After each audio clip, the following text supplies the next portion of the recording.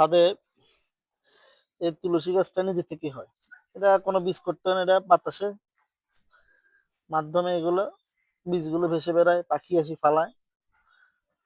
এটা একটা উপকারী জিনিস। যাদের কাশি ভালো হয় না, ব্রঙ্কাইটিসের সমস্যা, তারা এই তুলসী গাছের উপকারটা নিতে পারে।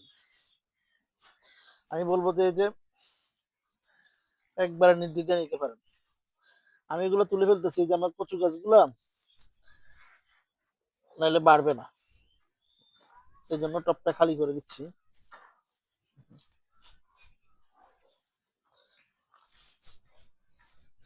আরো হবে,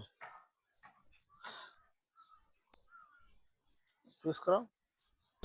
বাচ্চাদের অথবা 2 টাইমের ঠান্ডা ভালো হচ্ছে না, এই জন্য তুলসী গাছের সাথে আদা দিব।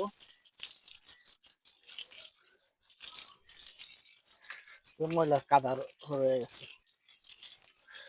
আদা দিয়ে একবারে বাটি রস করে খাওয়াবো ওদেরকে।